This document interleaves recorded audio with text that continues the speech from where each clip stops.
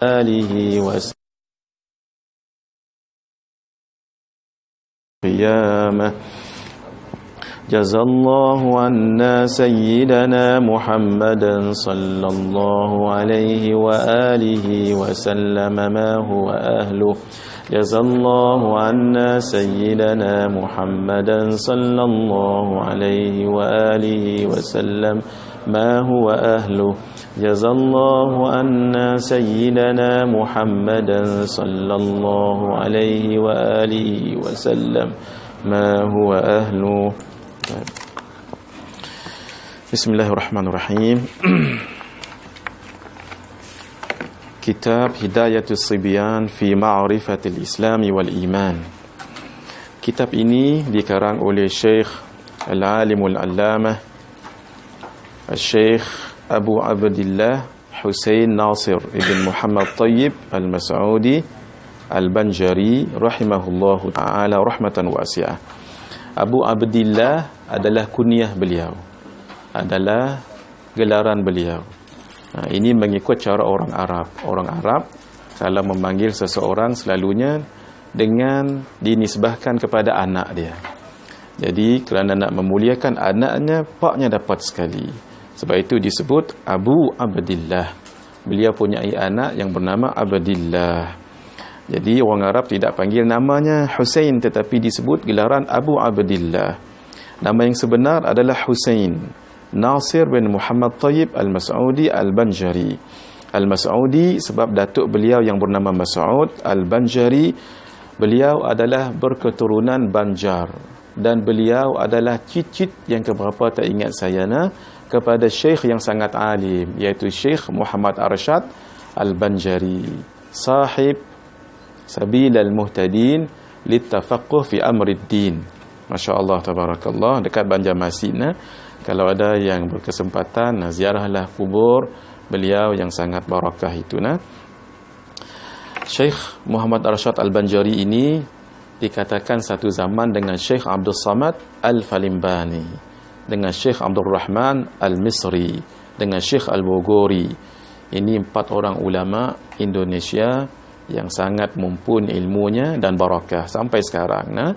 Sampai sekarang kitab Hidayatus kitab Sabil al-Muhtadin itu dibaca dan ditelaah sama juga.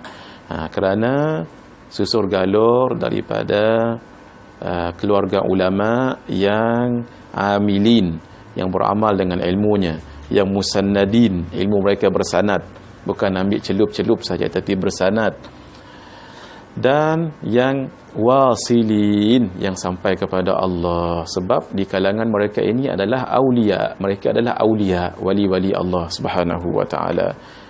Jadi barakahnya susur galur itu kerana barakahnya dari mana puncanya, dan punca mereka ni kalau Syekh Husain Qaddah ini adalah daripada keturunan Syekh Muhammad Arsyad Al-Banjari rahimahullahu rahmatan wasi'ah. Dan kitab beliau Sabil al-Muhtadin sampai dibaca orang sampai sekarang. Kenapa tu? Kata Syekh kita, guru kita Syekh Ahmad Fahmi Zamzam Al-Banjari An-Nadwi Al-Maliki, orang Banjar juga. Beliau katakan sebab ini tanda Allah menerima kitab itu kerana ikhlasnya penulisnya. Sebab itulah ketika Imam Malik rahimahullah, Al-Imam Darul Hijrah, menulis kitab Muwatta', lalu ada orang mengatakan, ya Aba Abdillah, gelaran Imam Malik juga, kenapa ditulis kitab Muwatta' sedangkan telah ramai menulis kitab-kitab hadis sebelummu? Apa kata Imam Malik rahimahullah? Dan kata-kata beliau ini menjadi tinta emas dalam sejarah. Beliau katakan, ma kana lillahi yabqa wa ma kana li ghairihi yafna. Apa yang ditulis ikhlas kepada Allah akan kekal, dan yang tidak ikhlas akan fana, akan hilang. Ternyata Masya Allah kitab Sabil al-Muhtadin, kitab Muwatta' Imam Malik itu sampai sekarang dibaca orang, alhamdulillah. Samalah juga dengan kitab Sabil al-Muhtadin, dan samalah juga dengan kitab Hidayatus Sibyan fi Ma'rifatil Islam wal Iman. Apa tandanya itu? Tandanya kitab ini diterima di sisi Allah Subhanahu wa taala, dan tidak sedikit orang yang baca kitab ini jadi orang saleh. Dan tidak sedikit orang yang baca kitab ini bukannya jadi orang saleh sahaja, jadi para wali Allah. Nah, masya-Allah barakah. Syekh Tuan Husin Qaddah, beliau sempat berguru dengan ayah kepada Pak Dae. Pak Dae Tok Wan Bendang 2. Kalau Tok Bendang Tok Bendang Daya, Tok Bendang Daya 2. Guru Tok Bendang Daya 2 ni adalah Syekh Wan Mustafa. Syekh Wan Mustafa, beliau adalah ayah kepada Syekh Wan Abdul Qadir, iaitu Pak Dae. Nah, Pak Dae yang sangat terkenal itu dengan kitabnya Baquratul Amani. Kitab yang sangat unik banding dengan kitab-kitab lain dalam bab sifat 20. Bukan sahaja bahasanya, tetapi kupasannya dan syarahannya. Kitab Baquratul Amani. Kalau ikut tuan guru kita Syekh Ahmad Ridawuddin, beliau katakan orang sealim mana pun mengaji sifat 20, walaupun sudah ada pondok, walaupun sudah ada anak murid, kalau tak mengaji Baquratul Amani dengan Syekh Pak Dae sendiri ataupun Pak Dae ataupun anak murid Pak Dae, tak berani baca sebarangan. Sebab kitab ni lain, banding dengan yang lain. Umpamanya dalam berbicara tentang sifat-sifat ma'ani ataupun sifat-sifat thubuti wujudi, itu beliau katakan qudrah itu bukan yang maha berkuasa, tapi yang bersifat dengan sifat berkuasa. Sama juga dengan sama', iaitu pendengar, bukan mendengar. Sebab kalau mendengar itu bukan sifat, itu adalah pekerjaan. Bila pekerjaan itu ta'alluq kepada sifat sama' itu. Begitu sekali. Sama dengan basar. Basar beliau terjemahkan dengan pelihat, bukan melihat. Kalau melihat itu adalah perbuatan. Bila perbuatan itu ta'alluq kepada sifat basar itu, iaitu sifatnya apa? Sifatnya pelihat. Karena itulah Allah Subhanahu wa taala melihat dengan apa? Dengan zatnya yang bersifat dengan sifat pelihat. Sehingga ini satu hujah yang kuat untuk kita menolak orang-orang Wahabi yang mengatakan Allah melihat dengan mata. Tidak sedemikian.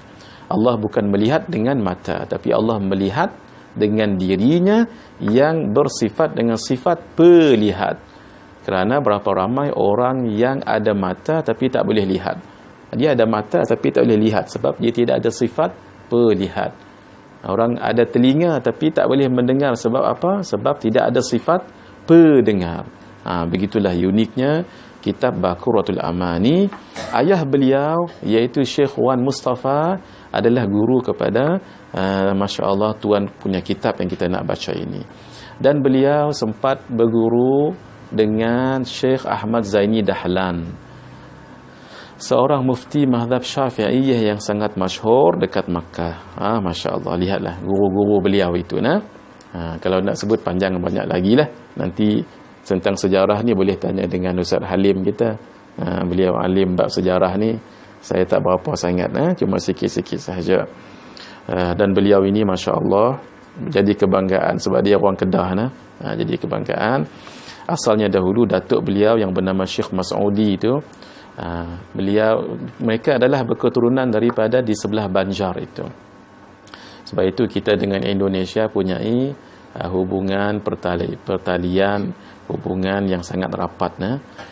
Sebab kebanyakan ulama-ulama kita di Malaysia ini adalah dari keturunan orang sebelah sana, kebanyakannya. Masya-Allah. Jadi memang bumi Indonesia ni dirahmati Allah Subhanahu wa taala, berkat doa wali songo dahulu dan ulama-ulama dahulu sampai sekarang. Dan terlimpah jugalah keberkatan itu pada bumi kita, bumi Malaysia ini. Beliau banyak menulis kitab. Saya bila baca biografi Syekh Tuan Husin Qaddah ni rasa kerdil saya, sebab beliau banyak menulis kitab. Kalau nak bandingkan dengan kita sekarang, dengan segala kemudahannya, kalau kita menulis kitab, bukan sesuatu yang boleh dibanggakan dahulu. Sebab zaman kita ni ada internet, ada komputer, Silap saja ando je, silap saja ando. Orang zaman dulu mana ada ando ni. Nah, kemudian naudzubillah, mudah-mudahan kita jangan ikut seperti orang-orang yang ambil karya orang lain dikatakannya karyanya. Sebab zaman sekarang mudah sangat copy paste. Tulis saja, keluar maudhu' tu, buat lebih kurang, adjust sana sini, jadilah dia buku dia, bukan buku orang lain. Dan tidak ada amanah dalam ilmu. Walhal disebut oleh Syekh Al-Imam Al-Qurtubi Al-Andalusi, min barakatil ilmi isnadul qaul ila qailihi. Termasuk di dalam keberkatan ilmu itu ialah kita bagi tahu kat mana pendapat ni, kat mana kitab kita ambil. Jangan kita menulis dan ini pendapat orang lain, kita pun kata ini pendapat kita. Masya-Allah. Minta dijauhi daripada itu. Karena itu Al-Imam Jalaluddin As-Sayuti yang meninggal tahun 911 Hijriah. Beliau itu dalam kitab beliau mana-mana pun banyak footnote, banyak rujukan. Sampai orang katakan, kamu seperti bukan kitab kamu, kitab orang lain. Beliau katakan memang begitu. Kita cuma mengumpul apa yang telah ditulis oleh para alim ulama dahulu, kata beliau. Karena itulah kita pesan sama-sama kita kalau kita menulis kitab dan sebagainya, jangan lupa sumber ambilan kita itu. Tidak ada yang malu di situ. Malah itu adalah menjadi keberkatan ilmu. Ini pesan untuk adik-adik siapa-siapa saja yang menulis. Mudah-mudahan barakah. Saya tidak boleh lupa dengan jasa dan taujihat almarhum Tuan Guru kita, Tuan Guru Wan Muhammad Sarir. Beliau dalam pengajian di sini dan di Masjid Hidayah dulu kat Sentul, antara kata-kata azimat beliau yang saya pegang sampai sekarang. Sebab itulah saya menulis sekarang. Beliau katakan, hiduplah sepanjang zaman. Jangan hidup satu zaman. Apa maksud dia? Menulislah, beliau kata, menulislah.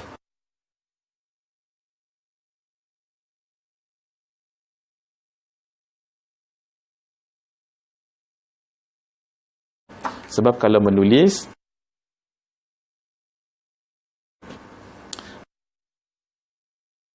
maka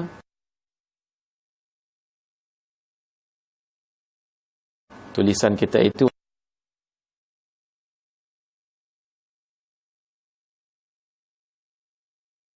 akan kekal dalam kitab. Kitab itu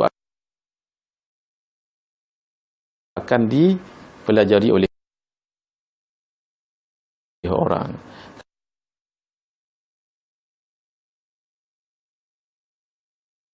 Kalau ceramah, lepas ceramah, orang dengar waktu ceramahnya, lepas itu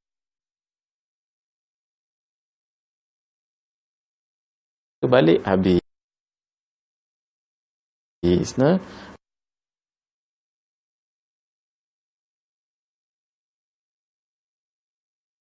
Itulah antara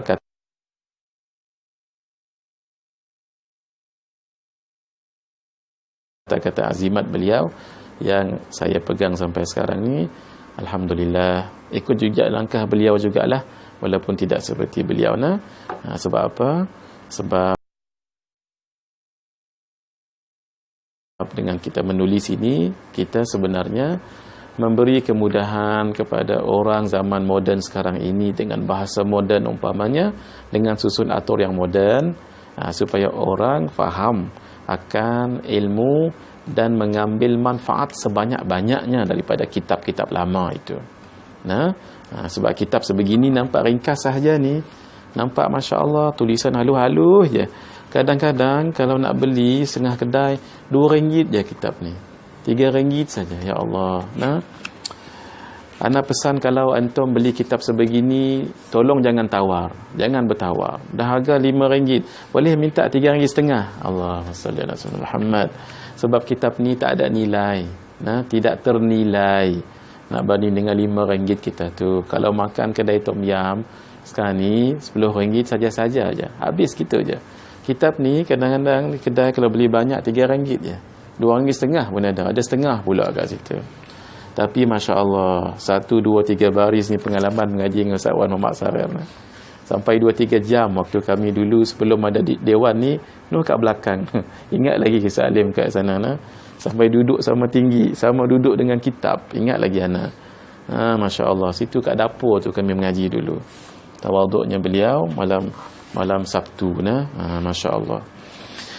Taib, insya-Allah kita akan baca kitab ini satu persatu sampai khatam dengan izin Allah. Itu niat kita sampai khatam dengan izin Allah.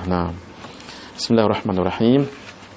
Hidayatus Sibyan fi ma'rifatil Islam wal Iman. Ustaz jumpa ada Ustazah Noraini Abu. Beliau sangat rajin buat kitab Melayu, kitab Jawi macam ni jadi kitab Melayu macam ni.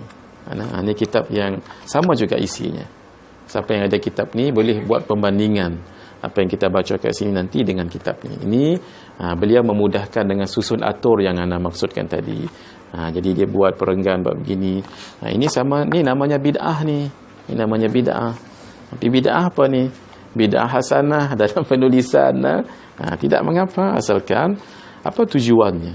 Kalau tujuannya baik, maka cara tu adalah baik. Sebab itu dalam kaedah menyebut lil wasaili hukmul maqasid. Lil wasaili hukmul maqasid. Nak tahu hukum apa yang dibuat itu, lihat apa tujuan dia. Tujuan buat sebegini ni bukan apa? Untuk bagi kita faham. Orang sekarang mungkin tak boleh baca Jawi dengan baik, maka dibuat dengan rumi sebegini. Tujuannya bagus. Pun begitu kita akan rujuk kitab ini supaya dapat keberkatan lebih. Ni berkat juga. Ni berkat juga. Tapi yang ini lebih lagi barakah insya-Allah. Beliau dalam 2-3 kitab selalu guna perkataan Sibyan. Syekh Tuan Husin Kedah ni, beberapa kitab karangan beliau selalu guna perkataan Sibyan. Sibyan ni kalau kita lihat maknanya bayi, baby. Sabiyun, baby. Boleh juga diterjemah dengan kanak-kanak. Jadi kitab ni sebenarnya untuk kanak-kanak. Kanak-kanak dari segi usia, boleh juga dari segi ilmu. Oleh kerana itu, boleh juga dari segi tawaduk. Boleh dibaca dengan takdir sebegitu. Boleh difahamkan sebegitu. Kalau daripada Sibyan itu budak-budak, akui sahaja. Memang kita ni masih budak lagi dalam ilmu sebegini. Walaupun ni asal untuk budak-budak. Kita macam budak-budak jugalah dalam bab ilmu ni, banyak sangat kita kurang. Yang kedua, As-Sibyan ini adalah boleh kita bawa untuk siapa pun boleh mengaji. Walaupun dia paling tinggi, tahap profesornya, doktornya dengan sebagainya. Mengaji juga. Sebab apa? Sebab As-Sibyan di sini boleh kita maksudkan dengan cara tawaduk. Walaupun ilmunya tinggi, mengaji juga, tawadukkan dirimu. Siapa tahu ketika mengaji itu, walaupun kau telah tahu, tetapi dalam majlis ilmu itu engkau mendapat madad, engkau mendapat nazarah, pandangan kasih sayang daripada guru, engkau mendapat barakah, engkau mendapat fuyudat, mawarid daripada Allah. Karena kita bersangka baik dengan tuan pengarang kitab dan kita mengaji kitab mereka yang penuh dengan barakah. Itu antara boleh kita maksudkan Sibyan di situ. Hidayatus Sibyan, petunjuk kepada kanak-kanak ataupun orang yang baru belajar pada ma'rifatil Islam wal iman, mengenal akan Islam dan iman. Kenapa beliau guna perkataan ma'rifah? Sebab ma'rifah ini selalunya didahului dengan tidak tahu. Tidak tahu dahulu baru dia tahu. Itu namanya ma'rifah. Sebab itu Allah Subhanahu wa taala dalam Al-Quran tidak pernah disebut wallahu arifun hakim, tidak pernah. Melainkan wallahu alimun hakim, alim. Alim. Kenapa disebut alim? Sebab alim berasal dari perkataan alima. Alima tahu. Tahu sejak mula tahu. Tu maksudnya alima. Tapi ada juga tahu yang lebih kurang dengan ma'rifah, arafa ataupun arifah. Arafa ini dia tahu sebelumnya tidak tahu. Sebab itu kitab ni guna perkataan ma'rifatul Islam wal iman. Dulu kita tak tahu apa maksud Islam. Daripada aslama, daripada salmun, salamun. Kita belajar talaqi macam ni, baru kita tahu. Sebab itu disebut ma'rifah. Demikian pula masuk iman dengan belajar. Kita tahu setelah kita tak tahu. Kalau alima tahu untuk Allah, tidak ada yang tidak tahu untuk Allah. Allah tahu sejak azali lagi. Sebab itulah tidak pernah disebut dan memang tidak ada dalam Quran ataupun hadis tentang dengan menggunakan wallahu arifun hakim, tidak pernah, melainkan wallahu alimun hakim. Satu. Yang kedua, perkataan alima itu pun ada dua. Kalau untuk Allah alimun, kalau untuk kita alimun. Satu. Yang kedua, kalau orang biasa disebut ta'alim, alimani, alimuna. Untuk ulama alimun, alimani, ulama. Itu beza. Sebab itu ulama itu mewarisi ilmu yang datang daripada Allah, maka dipanggil ulama. Kalau alim, alimani, alimuna.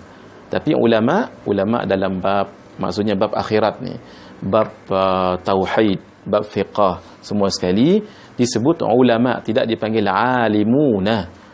Mereka diiktiraf oleh Allah, innama yakhshallaha min ibadihil ulama'u. Kenapa disebut ulama'u? Sebab mereka mewarisi ilmu yang datang daripada Allah. Sebab Allah pun bersifat dengan alim. Allah disebut alimun.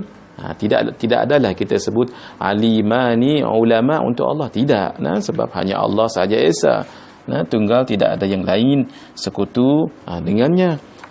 Tetapi ulama itu dimuliakan Allah, sama juga dengan mufrad yang sama, alimun.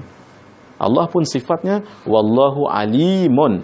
Kalau bagi Allah, Allah tahu daripada awal.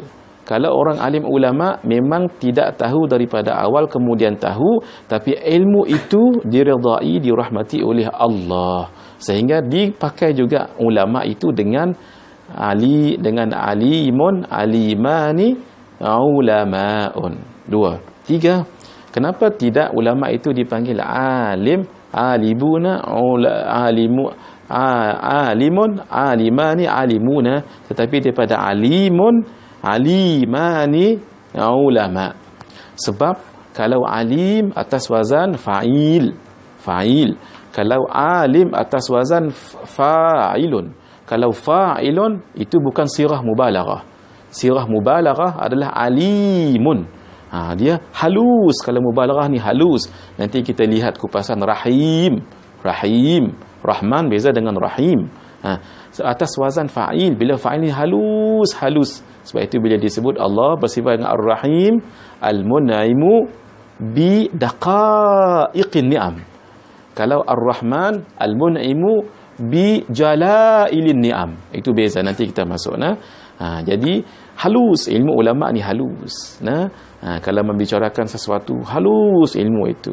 Sebab itu barulah layak dipanggil ulama. Dan nak halus itu bukan senang. Nak halus itu kena mengaji.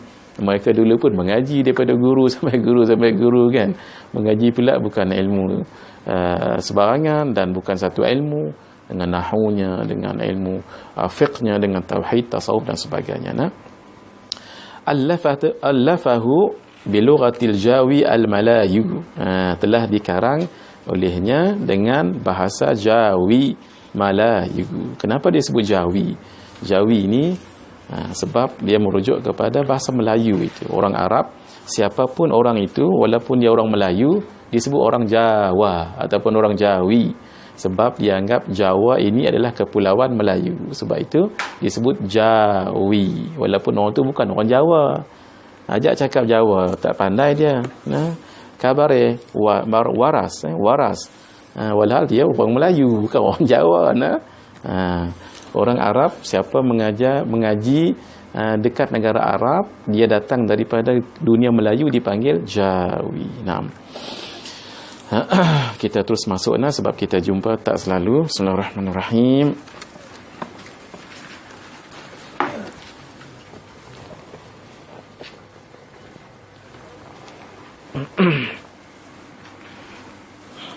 Baik. Bismillahirrahmanirrahim. Qala al-muallif rahimahullah wa nafa'ana bihi wa bi'ulumihi fid dharain amin ila an qala Bismillahirrahmanirrahim.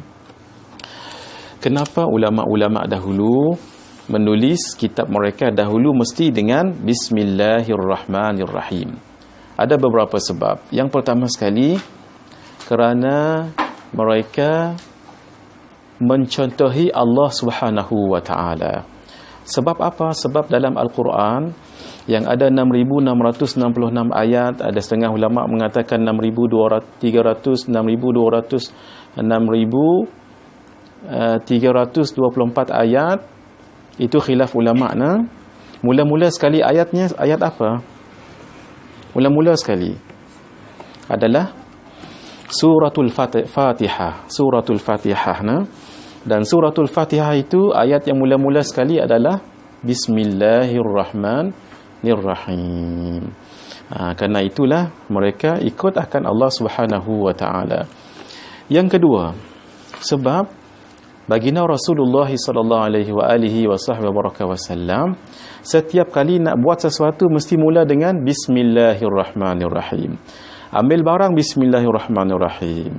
Letak balik Bismillahirrahmanirrahim. Minum Bismillahirrahmanirrahim. Makan Bismillahirrahmanirrahim.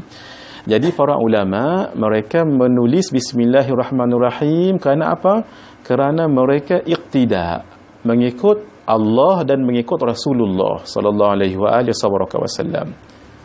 Kita disuruh mengikut orang yang alim, orang yang baik-baik. Di dalam syair menyebutkan fatashabbahu fa illam takunu mithlahum inna tashabbuha bil kirami falahu. Maka hendaklah kamu bertasyabbuh, berusaha ikut orang-orang yang mulia walaupun kamu tidak seperti orang itu, sebab mengikut orang yang mulia itu adalah suatu kejayaan.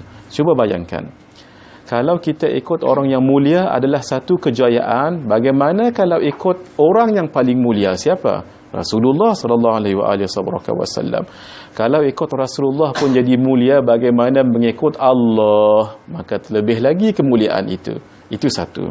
Yang kedua, kerana kita mengikut ataupun menyahut sabdaan Rasulullah sallallahu alaihi wasallam.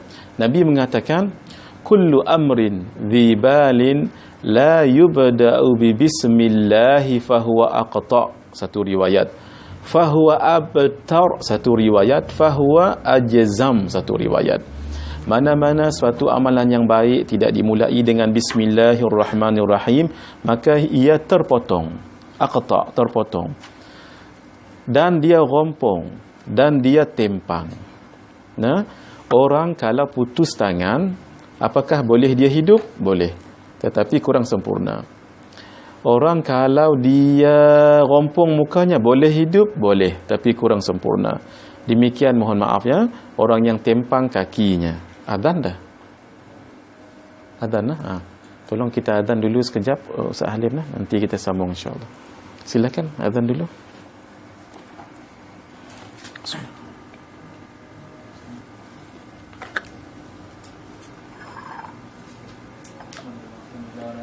Bismillah.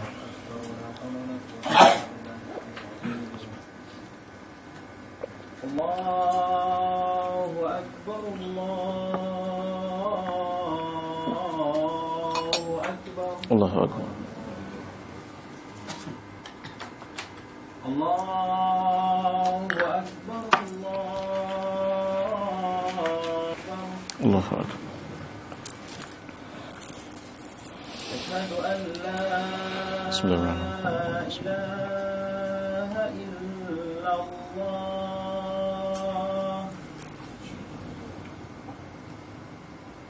Asyhadu an la ilaha illallah. Asyhadu an la ilaha illallah. Asyhadu anna Muhammadar Rasulullah. Asyhadu anna محمدا رسول الله أشهد أن محمدا رسول الله حي على الصلاة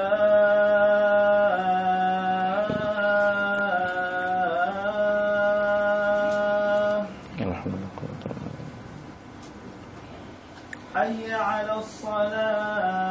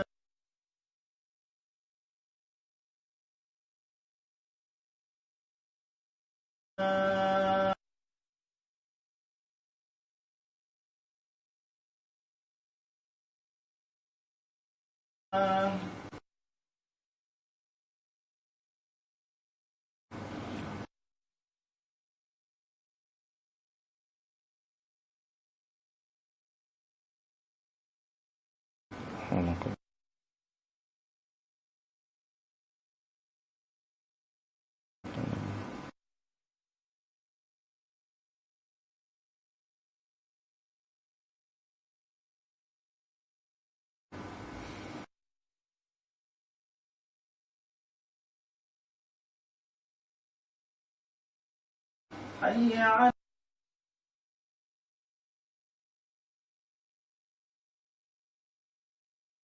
الفلاح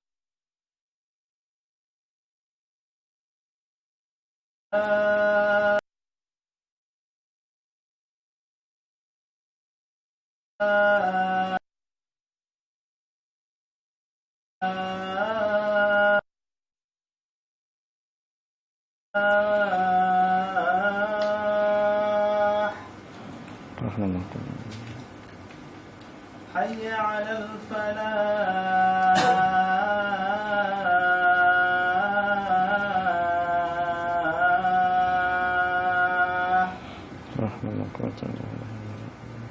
الله أكبر الله أكبر لا إله إلا الله لا إله إلا الله سبحانه وتعالى. اللهم رب هذه الدعوة التامة والصلاة القائمة آت سيدنا محمدا الوسيلة والفضيلة والبعث المقام إنك لا تخلف. Bismillahirrahmanirrahim. Orang yang timpang sampai tak sampai kalau dia pergi ke sesuatu tempat, jawabnya sampai, tetapi akan ambil masa sedikit kerana keadaan kekurangan pada dirinya. Jadi orang yang putus tangan boleh hidup tapi kurang sempurna, orang yang rompong muka boleh hidup demikian kurang sempurna, orang yang berjalan timpang boleh sampai tapi mungkin lambat, begitulah juga kata ulama. Sesuatu amalan yang baik tidak dimulai dengan Bismillahirrahmanirrahim, maka kurang barakahnya, qillatul barakah.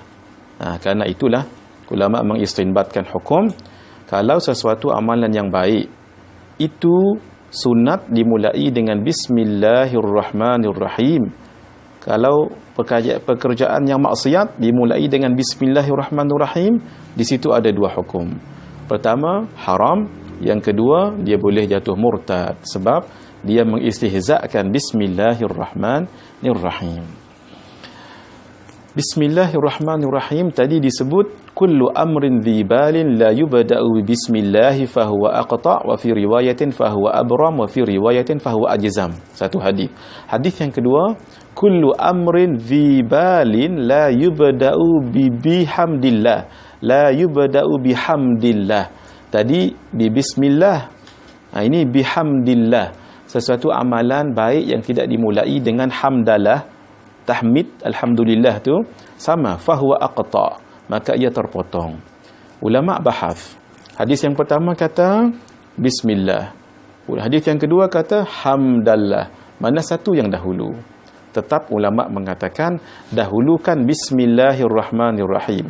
Tetapi jangan diceraikan, jangan ditafri'kan, jangan ditafrikkan dengan Alhamdulillah. Sebab itu cuba lihat, kitab-kitab Jawi lama tidak pernah menulis Bismillahirrahmanirrahim walhamdulillah sama dengan kitab ini, melainkan Bismillahirrahmanirrahim Alhamdulillah.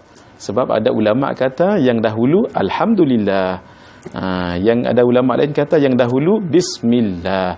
Lalu disinkronis kedua ini, jangan ditafrikkan, jangan diceraikan, sehingga Bismillahirrahmanirrahim dapat tempatnya, Alhamdulillah pun dapat tempatnya. Itulah yang kita dapat tahu rahsia dalam kitab-kitab Jawi lama sebegini. Nah, kitab Melayu tak jarang macam ni. Nah, kitab Jawi ada begini. Nah, Bismillahirrahmanirrahim. Kenapa kita menulisnya begitu juga? Satu, mengikut Allah dan Rasul. Yang kedua, kerana hadis Nabi sallallahu alaihi wasallam yang telah kita sebutkan tadi. Nah, yang ketiga, sebab Bismillahirrahmanirrahim itu punyai rahsia yang banyak di dalamnya. Antaranya disebut oleh Syekh Omar Nawawi Al-Bintani di dalam kitab beliau Maraqil Ubudiyah, syarah kepada Bidayatul Hidayah.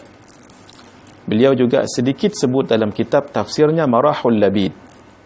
Beliau mengatakan Bismillahirrahmanirrahim itu ada 4 perkataan. Bismi, Allah, Ar-Rahman, Ar-Rahim. 4 perkataan ini mengisyaratkan kepada 4 keadaan manusia berbuat dosa dan kesalahan. Kalau tidak siang, malam. Kalau tidak terang-terangan, sembunyi-sembunyi. Siapa yang mengamalkan Bismillahirrahmanirrahim, maka akan diampunkan dosa kesalahannya yang dilakukannya dalam 4 keadaan itu. Satu. Yang kedua, Bismillahirrahmanirrahim. Ada 4 perkataan mengisyaratkan kepada 4 penjuru jin, iblis dan syaitan cuba nak goda manusia. Kalau tidak depan, belakang. Kalau tidak kanan, kiri. Atas mereka tak berani, sebab kita ingat tentang ayat-ayat Al-Quran. Di bawah mereka pun tak mahu, sebab dia tahu apa keluar bawah tu. Dia pun jaga status dia juga.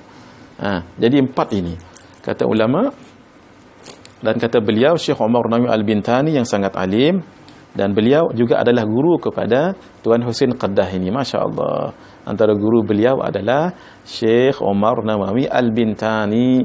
Kerana kealiman beliau digelar dengan Imam Nawawi Al-Thani, Al-Imam Al-Nawawi Muhyiddin Al-Thani, kerana kealiman beliau ni, Masya Allah. Nah, 4 keadaan, 4 penjuru itu, siapa yang memperisaikan dirinya dengan Bismillahirrahmanirrahim, dia tidak akan dapat ditembus oleh jin, iblis dan syaitan itu. Nah, maka kerana itu kesempatan yang ada ini, antara amalan yang dalam buku amalan orang salih itu yang diijazahkan kepada Al-Faqir oleh Baba Abdul Aziz bin Ahmad Al-Fattani rahimahullah. Demikian Syekh Muhammad Nuruddin Marbu Al-Banjari hafizahullah beramal dengan 786 kali Bismillahirrahmanirrahim, kerana tafaul dengan hisabul jumal. Hisabul jumal ini adalah satu ilmu yang setiap huruf ada nombor-nombornya. Nah, jadi ba tu ada nombornya, sin ada nombornya, mim ada nombornya. Jadi campur semua sekali ada 786. Maka dengan itu saya ijazahkan siapa saja yang hadir dalam majlis kita malam ini, muslimin dan muslimat juga yang ikut kita secara live ini, Ustaz ijazahkan semua kita yang hadir untuk mengamalkan Bismillahirrahmanirrahim 786 kali setiap hari. Ikut dahulu saya kemudian sebut qabilnal ijazah. Ikut saya saya baca dulu kemudian ikut. Bismillahirrahmanirrahim. Bismillahirrahmanirrahim. Saya ijazahkan semua yang hadir untuk mengamalkannya. Qabiltul ijazah. Sebaik-baik kata Baba Zid, amalkan selama 40 hari tanpa henti. 40 hari daripada malam ni lah tanpa henti. Siapa yang baru dapat ijazah malam ni, kalau murid-murid kita, kalau Adli, kalau Suhaib, yang lain-lain, Fahmi dan yang lain-lain dah mengamalkannya, maksudnya teruskan.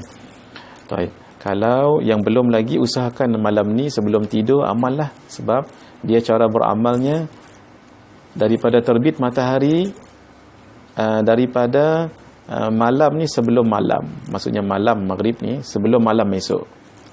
Jadi baca sebelum malamnya itu, maksudnya sebelum hari esoknya. Dalam Islam hari itu dikira bila? Dikira malam itu. Masuk ghurubu syamas, habislah hari itu, masuklah hari lain. Jadi kita amalkanlah malam ni sebelum esok, sebelum maghrib esok hari amalkan. Cuma beliau pesan bila nak dekat ke 40 nanti, adalah cabaran-cabaran kita ni. Ada yang mengantuk, ada yang lupa apa semua sekali Tapi siapa yang dapat lepasi 40 hari berturut-turut tu, masya-Allah lah, itu kurniaan daripada Allah Subhanahu wa taala. Saya teringat lagi Baba Zib cerita dengan saya antara khasiat amalan ini boleh mengabulkan hajat. Bacalah ia 7 hari berturut-turut. Siapa yang punya hajat, baca 786 kali selama 7 hari berturut-turut. Kalau nak bagus lagi, 40 hari berturut-turut. Waktu kami berada di Kampung Kubu Gajah dekat Payajaras. Apa nama kawasan tu? Jadi dia cerita, Ustaz Alim, dia cerita dengan kami, ada seorang kakak tu, dia ingin sangat nak tengok gajah. Dia ingin sangat nak tengok gajah. Dia pun amal ni bukan kerana sambil-sambil, bukan kerana nak tengok gajah mengamalkan ni, tidak, sambil-sambil ada hajat yang lain. Dia ingin nak tengok gajah. Dia duduk dekat kuang tu, Selangor tu kan, dekat kuang dekat Payajaras. Situ mana ada gajah, lembu banyaklah, kambing kan. Dia amal tu 40 hari, masya-Allah. Hari yang ke-40 dia mengamalkan tu khatam. Dia keluar rumah, dia tengok ada lori bawa anak gajah. Subhanallah. Itu baru sedikit, dan tidak sedikit orang yang mengamalkan itu dapat kelebihan masing-masing. Saya tidak sebutlah, sebab ni ditengok orang ramai ni kan. Takut jadi nanti fitnah. Kalau majlis tertutup boleh kita cerita. Dan mohon maaf, ni bukan cerita ni orang ni sesat ke sembunyi-sembunyi ni, bukan. Takut disalah faham oleh juhala. Juhala ni orang yang jahil. Lalu dia tidak pernah mengamalkan apa yang diamalkan oleh guru-guru ni. Kita takut orang macam ni bagi komen bahaya. Bukan kita takut kita bercakap, tidak, kita takut dia dimurkai oleh Allah. Kalau dia mengingkari ini, dia mengingkari karamah yang Allah bagi pada awliya. Kalau mengingkari karamah, itu ijma', itu secara ittifaq ulama.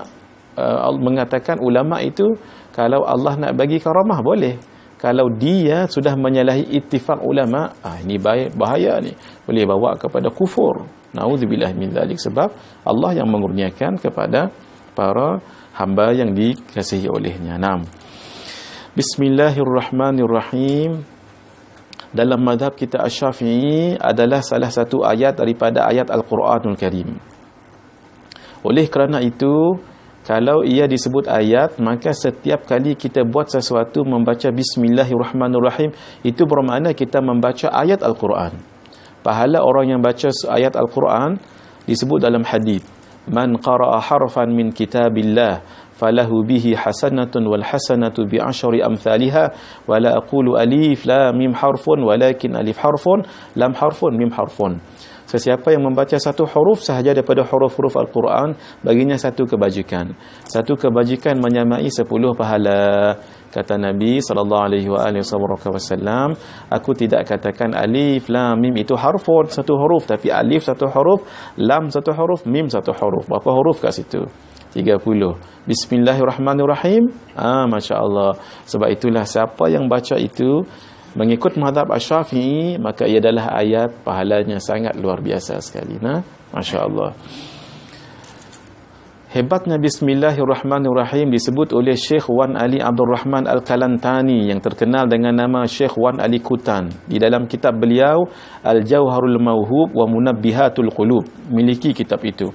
Sebab banyak rahsia dalam kitab itu. Apa kata beliau? Allah Subhanahu wa ta'ala punyai 1000 nama. Allah punyai 1000 nama. Walaupun kita dalam hadis menyebut inna lillahi tis'atan wa tis'ina isman mi'atan illa wahidah. Ini menunjukkan dalam hadis ada matematik. Dalam hadis ada matematik. inna lillahi tis'atan wa tis'ina isman mi'atan illa wahidah faman hafadhaha dakhala al-jannah. Sesungguhnya Allah punyai 99 nama. 100 tolak 1. Tu yang kata dalam matematik ni tu. 100 tolak 1. Wa mi'atan illa wahidah. 100 tolak 1. Bermakna 99 sama juga. Pimai tang tu lah. Nah, siapa yang hafaz akan nama-nama Allah ini, setengah ulama mengatakan hafaz secara mutlak. Hafaz saja secara mutlak. Nas'aluka ya man huwallahu alladhi la ilaha illa huwar rahmanur rahim al-malikul quddusus salamul mu'minul muhaid sampai habis. Itu ada ulama katakan mutlak sebab hadis ini mengatakan faman hafadhaha, siapa yang menghafaznya. Ulama kedua mengatakan tidak, menghafaz dan tahu maknanya dan mengamal apa tuntutan makna itu. Umpama Allah Maha Ar-Rahman, yang Maha Pemurah, maka kita kena murah dengan orang lain. Murah dari segi senyuman, jud dari segi duit, dermawan, jud dari segi usaha, jud dari segi tenaga, jud dari segi senyuman, semua sekali nah. Itu maksudnya dermawan, pemurah. Ar-Rahim, penyayang, sayang pada semua orang, hatta orang bukan Islam sekalipun, supaya mereka masuk Islam. Nah, bukan sayang dengan kekufuran mereka, itu bahaya. Ar-ridha bil kufri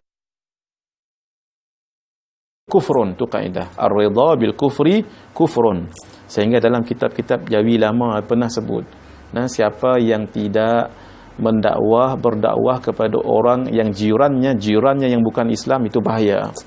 Sebab itu bukan bermakna kalau jiran sebelah rumah orang bukan Islam kita lari pindah tempat lain, tidak. Malah Nabi berjiran dengan Yahudi. Tapi mesti ada dakwah. Cuma dakwah itu mungkin bil maqal kita sebut, ataupun bil hal dengan perbuatan kita, itu yang paling senang. Baik. Syekh Ali Abdul Rahman Al-Kalantani sebut dalam kitab beliau Al-Jawharul Mauhub wa Munabbihatul Qulub, Allah punyai 1000 nama. Allah punyai 3000 nama. Mohon maaf ya, bukan 1000. Allah punyai 3000 nama. 1000 nama Allah diketahui oleh para malaikat. 3000 nama Allah diketahui oleh para nabi dan rasul. Tinggal 1000. 300 disebut dalam kitab Zabur. 300 dalam kitab Taurah. 300 dalam kitab Injil. Tinggal berapa? Tinggal 100. 99 nama itu disebut di dalam Al-Quranul Karim. Tinggal satu hanya Allah yang mengetahuinya. Tapi dalam kitab itu disebut bahawa ada ulama mengatakan yang satu itu ada dalam suhuf Nabi Ibrahim. Ada dalam suhuf Nabi Ibrahim. Kenapa Nabi Ibrahim? Sebab Nabi yang paling tinggi mendapat pangkat mahabbah adalah dua, Nabi Ibrahim dengan Nabi Muhammad sallallahu alaihi wasallam. Sebab itu mahabbah, al-hub, cinta itu dia ada peringkat-peringkat dia. Peringkat cinta yang paling tinggi dalam dunia kesufian adalah namanya khullah. Khullah ni pangkat paling tinggi. Asyik, masyuk, dendam, tidur tak lena, makan tak kenyang, minum tak macam mana? Tidur tak lena, minum tak makan tak kenyang, mandi tak basah. Masya Allah. Nah, ni orang was-was kuat ni, mandi tak basah. Itu baru peringkat yang rendah. Asyik masyuk baru peringkat yang rendah, yang ke-6. Tapi kalau khullah, peringkat paling tinggi. Ada dua Nabi sahaja yang dapat pangkat itu. Satu Nabi Ibrahim, sebab itu disebut Khalilullah. Yang kedua Nabi Muhammad sallallahu alaihi wasallam juga disebut Khalilullah. Tapi beliau, baginda, punya pangkat yang lebih tinggi, iaitu Habibullah. Jadi kekallah Khalil itu kepada Nabi Ibrahim alaihi salam. Sebab itu disebut dalam syair, la in kana Ibrahim khussa bi khullatin. Kalau Nabi Ibrahim itu dikhususkan Allah dengan khullah. Khullah maksudnya apa? Adalah pangkat paling tinggi dalam mencintai Allah. Kata Al-Imam Abdul Rahim Al-Bur'i, la in kana Ibrahimu khussa bi khullatin fa hadha an-nabiyyu utiya hubbahu wa qurbah wa in kana fawqa at-turi Musa mukallaman fa Ahmadu jaza sab'a fahtaraqa hujbah wa in fajjara al-yanbu'a Musa min al-'asa fa Ahmadu arwa min anamilihi raghbah wa in kallama al-amwata Isa bin Maryam fa Ahmadu fi yumnihi sabbahatil hasbah. Kalau Nabi Ibrahim dipilih menjadi Khalilullah, Nabi Muhammad sallallahu alaihi wasallam dipilih menjadi Habibullah. Sebab itu nama Nabi adalah Habibullah. Nabi Ibrahim Khalilullah, Nabi Nuh Najiyullah, Nabi Musa Kalimullah, Nabi Isa Ruhullah, Nabi Muhammad sallallahu alaihi wasallam Habibullah. Habib. Tak ada yang boleh lawan Habib ini. Habib atas wazan fa'il yang mengaji bahasa Arab. Habib atas wazan fa'il. Apabila sesuatu atas wazan fa'il, dia boleh berfungsi menjadi dua. Satu fa'il, yang kedua maf'ul. Habib tadi, Habib atas wazan fa'il. Fa'il boleh berfungsi dua. Satu fa'il, yang kedua maf'ul. Bukankah nama Nabi Muhammad itu yang terpuji? Muhammad kan yang terpuji. Nah, kenapa disebut terpuji? Sebab semua sifat kepujian ada pada Nabi. Yang kedua, sebab fa'il, Nabi paling banyak memuji Allah. Yang kedua, maf'ul, Nabi yang paling banyak dipuji Allah. Sebab itu tak ada yang boleh lawan nama Nabi Muhammad sallallahu alaihi wa baraka wasallam. Karena itu jadikan azimat. Ulama katakan siapa yang menulis nasab dan nama Nabi dalam kertas, letak dalam poket, bawa ke mana-mana, insya-Allah jadi azimat. Ini antara azimat yang dibolehkan dalam Islam. Sebab kita menulis nama yang baik-baik. Tulis kat situ. Nah, Muhammad bin Abdullah bin Abdul Muttalib bin Hashim bin Abdi Manaf bin Qusay bin Kilab ibn Murrah bin Ka'ab bin Lu'ay bin Ghalib bin Fihrin ibn Malik bin Nadhr bin Kinanah bin Khuzaimah bin Mudrikah bin Ilyas ibn Mudar bin Nidhar bin Ma'ni bin Adnan sallallahu alaihi wasallam. Tulis buah kat sini. Insya-Allah jadi azimat yang baik. Nah, sebab kita tafaul dengan nama Nabi. Ataupun laminate kan, tulis cantik-cantik laminate. Tulisan siapa yang paling cantik? Komputer. Tulis kat situ. Nah, lekat kat sini. Tapi nanti silap-silap isteri kita spin dia Ustaz, masuk dalam washing machine. Habis. Tulis lagi. Pusing lagi masuk dalam tu. Jadi nak selamatnya apa? Simpan dalam dada. Sebab kat mana pergi, insya-Allah dia dibawa sekali. Taib. Satu itu ada dalam suhuf Nabi Ibrahim alaihissalam. Kata beliau, Allah punya 3,000 nama tadi kan. Semuanya itu terkumpul di dalam satu ayat sahaja. Apa dia? Bismillahirrahmanirrahim. Siapa yang baca Bismillahirrahmanirrahim dengan penuh ilmu macam tadi itu, pahalanya seumpama menyebut 3,000 nama Allah. Siapa tak mahu tu? 3,000 nama Allah sekali sebut. Saya bagi satu analogi yang mudah untuk kita faham. Kita kan ada kad bank tu, kad bank. Debit card, bukan kredit card, debit card. Kalau kita masuk cucuk tu, dan dengan satu tu masukkan ni, Masya Allah, berapa duit tu boleh dikeluarkan. Sebanyak mana duit kita, sebanyak itulah boleh dikeluarkan. Hanya dengan satu kad itu tadi. Sama juga kita ada satu handphone, berapa gigabyte kita letak kat situ. Berapa banyak ceramah boleh kita rakamkan hanya dengan satu mobile phone tu, dengan kad dari situ. Berapa banyak, berapa ribu data, malah mungkin juta data dalam tu. Dengan satu kad, itu baru bahasa handphone. Itu baru bahasa kad bank.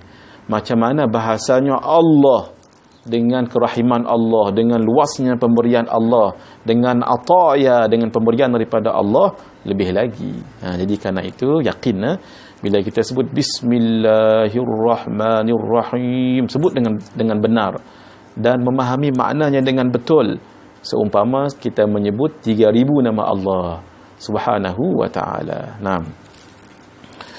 Disebut di dalam kitab Sirajut Talibin, syarah kepada Minhajul Abidin. Kitab ini adalah kitab syarah kepada Minhajul Abidin. Jangan keliru, ada dua minhaj. Satu Minhajut Talibin, itu kitab fiqh dikarang oleh Al-Imam Nawawi. Satu lagi Minhaju Al-Abidin. Yang saya sebut kat sini Minhaju Al-Abidin. Alhamdulillah saya sempat juga mengajilah dengan almarhum tuan guru dekat sini dahulu. Tapi tak habis sebab ilmunya masya-Allah 5-6 baris. Tenggelam kita dengan syarahan beliau masya-Allah. Kitab Minhaju Al-Abidin. Kalau Minhaju At-Talibin itu dalam bab fiqh. Al-Habib Zain ibn Ibrahim ibn Sumaid beliau sebut man qara'al minhaja haja, kata ulama, man qara'al minhaja haja.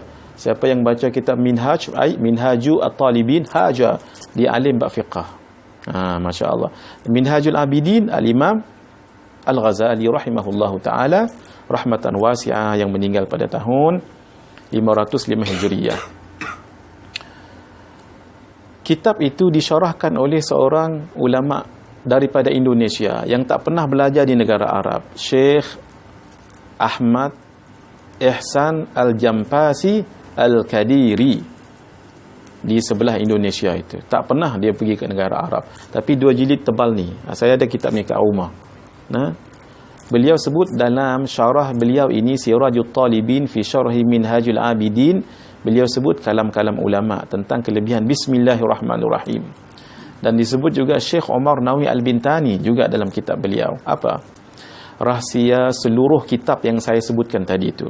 Kitab Zabur, kitab Taurat, kitab Injil, dan seluruh suhuf Nabi Ibrahim, Nabi Musa, Nabi Thith dan yang lain-lain, seluruhnya itu rahsianya ada terkandung di dalam satu kitab sahaja. Apa? Al-Quranul Karim. Seluruh rahsia Al-Quran ada di dalam satu surah, Suratul Fatihah. Dan seluruh rahsia yang ada di dalam Suratul Fatihah ada di dalam satu ayat. Apa tu? Bismillahirrahmanirrahim. Ada lagi ulama sufi bahaskan Bismillahirrahmanirrahim ini rahsianya ada di dalam huruf ba di hadapan itu, ba. Sebab huruf ba itu adalah huruf jar. Kalau huruf jar, min, ila, wa, an, wa, ala, wa, fi, wa, rubba, wa, ba, wa, kaf, wa, lam.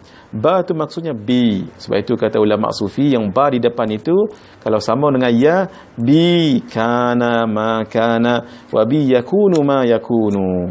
Kerana kekuasaanku lah, kata Allah, dengan sifat berkuasa yang ada pada Allah itu, zatnya yang punya sifat itu, maka yang berlaku telah berlaku, yang akan berlaku akan berlaku.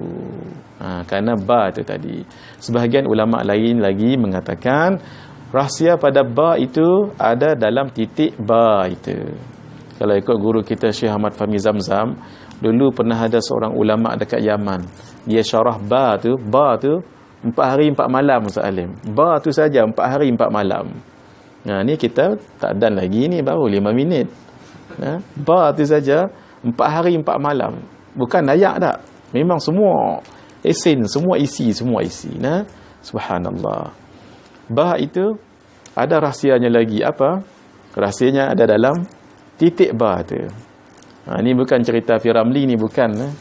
Kenapa hang tuah tu jadi penglima rupa kan? Pasal apa? Pasal ta tu kan. Hang tua, hang yang tua. Kalau ta tu dibuang jadi satu titik tu buah kat bawah jadi apa? Hang buah, hang makan buah. Bukan cerita Firamli ni. Ni cerita sufi. Kenapa titik? Sebab sesuatu itu bermula dengan titik. Apa? Buktikan. Cerita apa Firamli dia? Buktikan. Tidak dinamakan Al-Quran kalau tidak ada 114 surah dalamnya. Tidak dinamakan surah kalau tidak ada ayat. Tidak akan mungkin ada ayat kalau tidak ada perkataan-perkataan. Bismillahirrahmanirrahim, baru satu ayat. Kalau dibuang Rahim tu Bismillahirrahman. Jadi ayat tidak? Tidak jadi ayat. Karena itu tidak dinamakan Al-Quran yang hebat tadi, melainkan ada surah. Tidak dinamakan surah kalau tidak ada ayat. Tidak akan jadi ayat kalau tidak ada perkataan. Perkataan tidak akan mungkin ada kalau tidak ada huruf. Huruf. Bismi, ba, sin, mim. Dan tidak mungkin akan ada ya, melainkan ada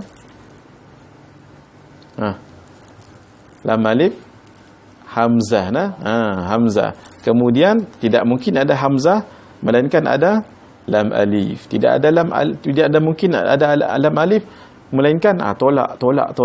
Tidak mungkin ada ta melainkan ada ba. Tidak mungkin ada ba melainkan ada dulu alif, dan alif itu berasal daripada titik. Kenapa? Kalau kita nak tulis alif, ni pen nak tulis alif, kita tekan dulu kan? Tekan. Kemudian kita tarik ke bawah ke tolak ke atas, tulis alif. Jangan tolak ke atas, malu dengan cucu. Tulis alif tolak ke atas. Alif, tarik ke bawah.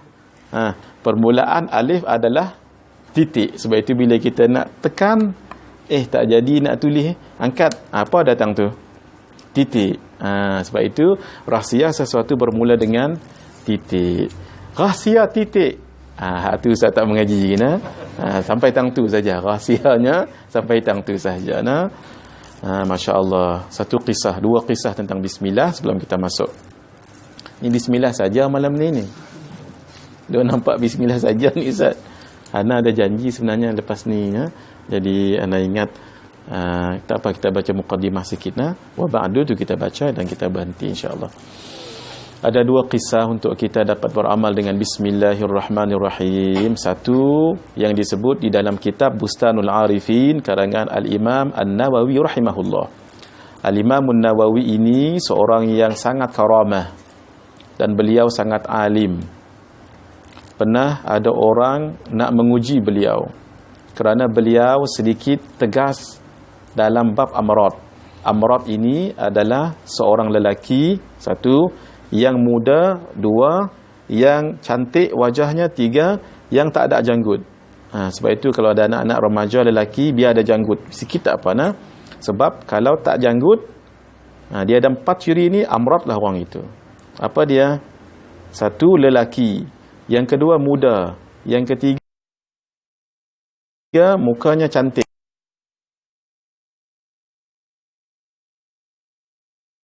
Jambu kita kata.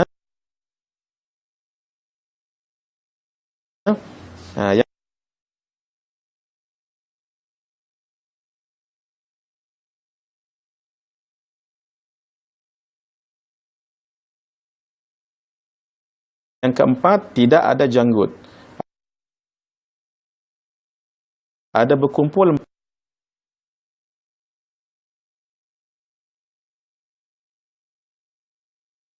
empat ini pada seorang remaja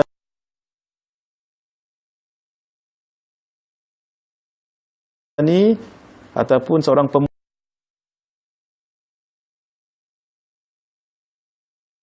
pemuda itu dinamakan amrat. Amrat dalam fatwa Imam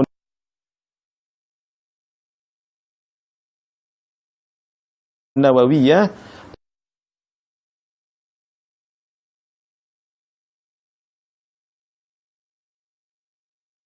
dalam al-Fatawa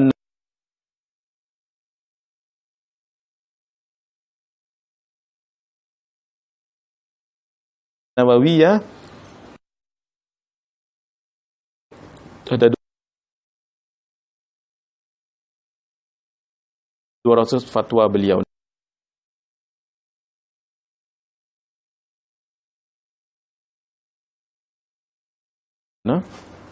Ustaz tengah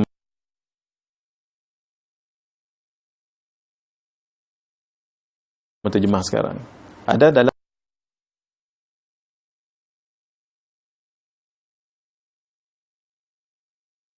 satu itu disebut tentang amrat.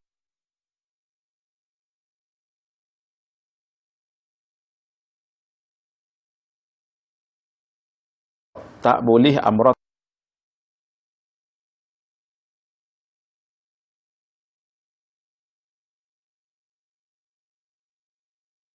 tu berjalan, expose muka kat orang, dan kita tak boleh tengok amrat tu melilit mata tengok, nah, tak boleh. Takut nanti ada itchiness. Itchiness ni mim ya alif nga. Mim ya alif nga. Tahu? Mayang. Itchiness, miang. Miang gatal, nah. Jadi ada sekumpulan ulama ni yang macam dengki sikit dengan Imam Nawawi. Sebab tu jaga. Yang kata dengki ni, hasad ni bahaya, nah. Ya Allah. Kata guru kita, hasad ni selalu berlaku pada sama orang. Perempuan hasad dengan perempuan, lelaki hasad dengan lelaki. Hasad ni apa? SMS. Senang melihat orang lain susah, susah melihat orang lain senang. Itulah hasad. Hasad ni orang dapat gaji tinggi, dia kat rumah kena darah tinggi. Tu hasad, nah. Orang lain dapat gaji, jalan-jalan pusing-pusing, dia dekat rumah kepala penin pusing-pusing. Orang lain dapat penghargaan, dapat award, dia masuk award. Inilah orang hasad. Kalau ada benda tu, buang cepat-cepat.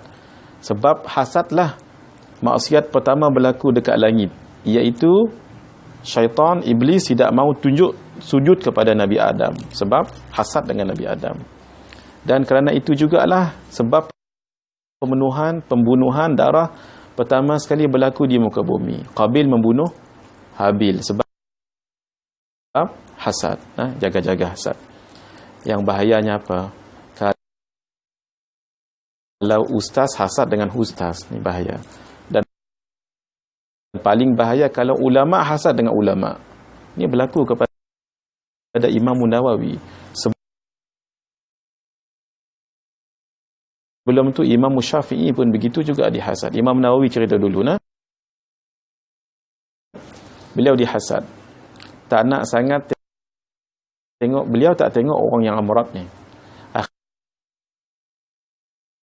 Akhirnya beliau diperangkap. Rencana sekumpulan mereka ni nak perangkap Imam Nawawi dalam satu majlis macam ni. Didatangkan seorang amrat dekat tengah majlis ni. Nanti bila ada soal jawab, maka angkatlah amrat tu. Maka Imam Nawawi pasti akan tengok sebab beliau sangat mengamalkan sunnah Nabi. Nabi idzal faltafata bi kulli jasadih dalam kitab Syama'il. Ketika Nabi berpaling, Nabi akan seluruh badannya, nah. Mesti Nabi akan tengok muka. Imam Nawawi akan tengok muka seperti Nabi tengok muka orang yang berbicara. Nah, itu rancangan mereka tu. Bila Imam Nawawi angkat tengok,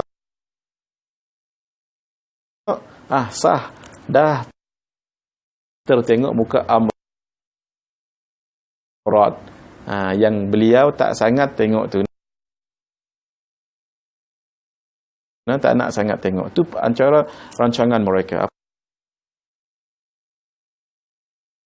Apa yang berlaku? Ingat tadi nak amrat ada berapa ciri? Jangan masuk kelab amrat. Pertama sekali lelaki, yang kedua muda, yang ketiga cantik, jambu, yang keempat di bawah amrat ni. Betul-betul macam tu dalam majlis ilmu Imam Nawawi. Lepas pengajian macam ni, Imam Nawawi tanya, ayu soal, ada soalan kah? Dia naik. Bila dia naik, yang lain ulama lain jaga-jaga, tengok Ustaz, tengok sagi kena. Imam Nawawi kata, tafaddal, Ketika Imam Nawawi sebut tafaddal, ketika itu janggutnya tumbuh sendirinya. Pup, naik janggut dekat sini.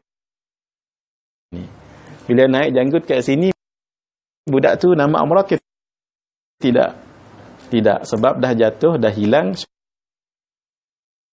syarat-syarat Amrat. Syarat jadi Amrat tadi apa? Jangan jadi Amrat.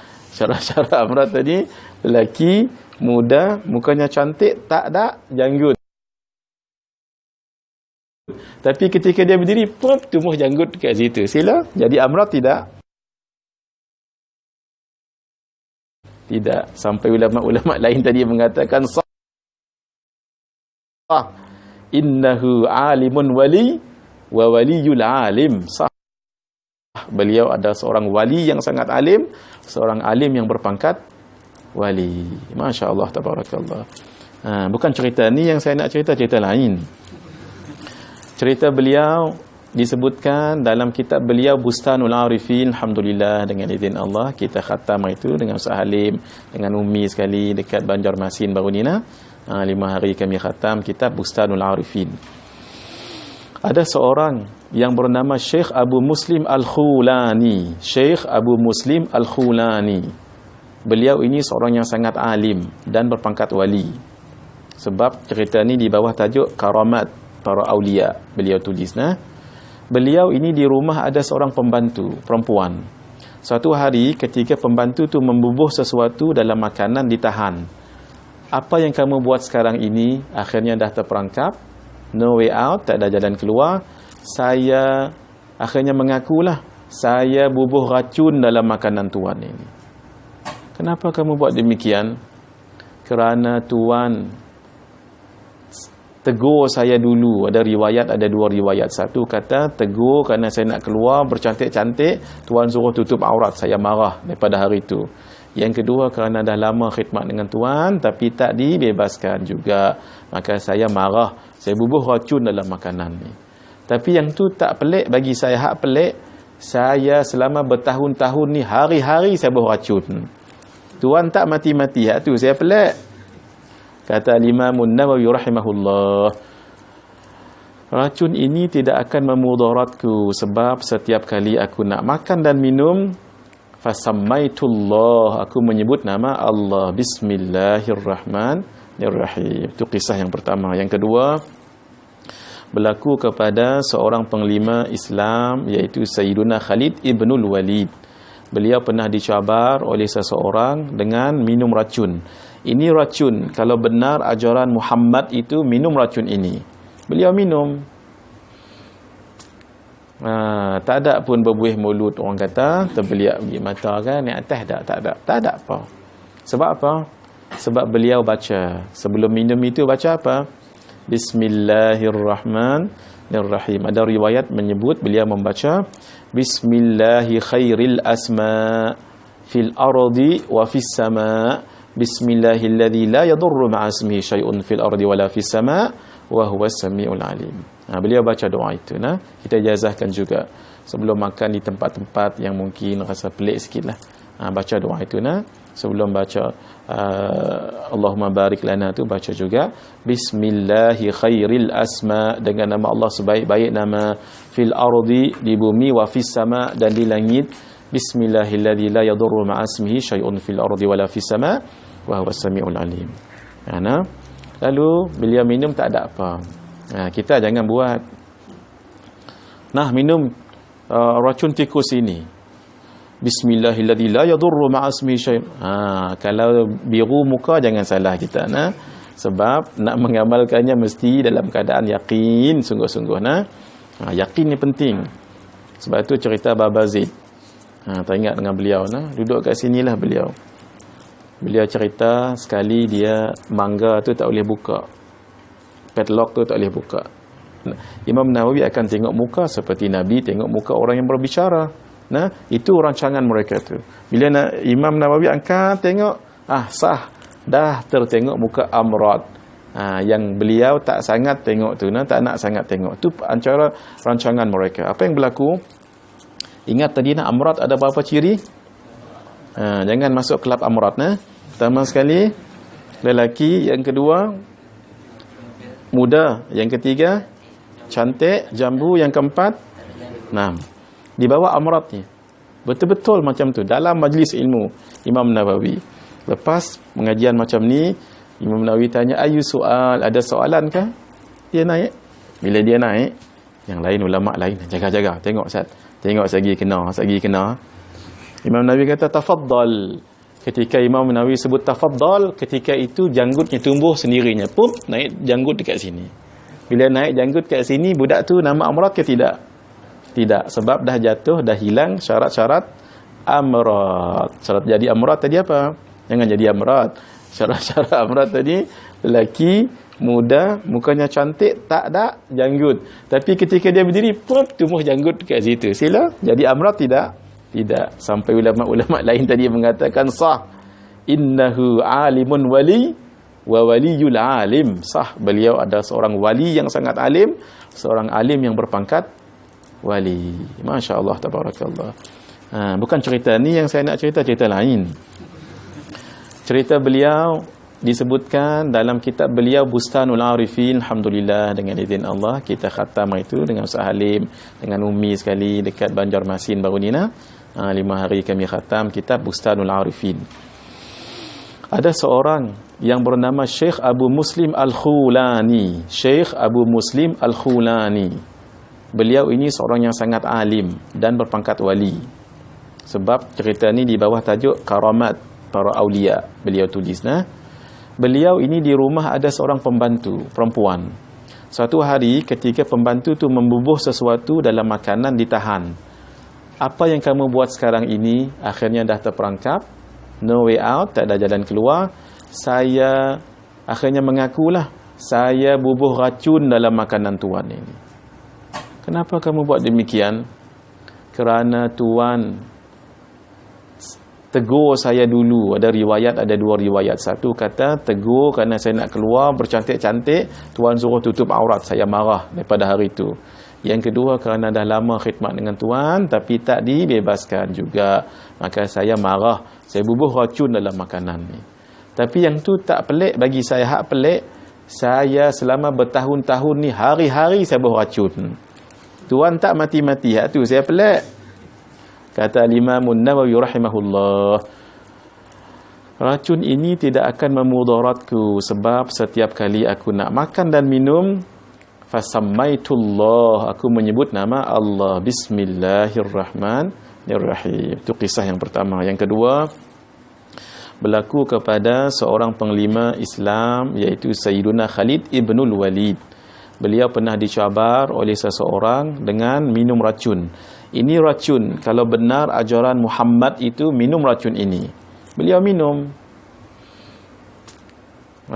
Tak ada pun berbuih mulut, orang kata, terbeliak di mata kan, naik atas tak ada apa. Sebab apa? Sebab beliau baca, sebelum minum itu baca apa? Bismillahirrahmanirrahim. Ada riwayat menyebut beliau membaca Bismillahi khairil asma fil ardi wa fis sama. Bismillahilladzi la yadurru ma'a ismihi syai'un fil ardi wala fis sama wa huwas samiul alim. Beliau baca doa itu. Kita ijazahkan juga sebelum makan di tempat-tempat yang mungkin rasa pelik sikitlah. Baca doa itu sebelum baca Allahumma barik lana tu baca juga Bismillahi khairil asma, dengan nama Allah sebaik-baik nama, fil ardi, di bumi, wa fis sama, dan di langit. Bismillahilladzi la yadurru ma'a ismihi syai'un fil ardi wala fis sama wa huwas samiul alim. Lalu beliau minum, tak ada apa. Kita jangan buat. Minum racun tikus ini. Bismillahilladzi la yadurru ma'a ismihi syai'un. Kalau biru muka jangan salah kita. Sebab nak mengamalkannya mesti dalam keadaan yakin, sungguh-sungguh. Yakin ni penting. Sebab itu cerita Baba Zaid. Teringat dengan beliau. Duduk kat sinilah beliau. Beliau cerita sekali dia mangga tu tak boleh buka. Padlock tu tak boleh buka. Ni dia cerita dengan kami ni. Saya dengar sendiri mulut beliau. Dia kata,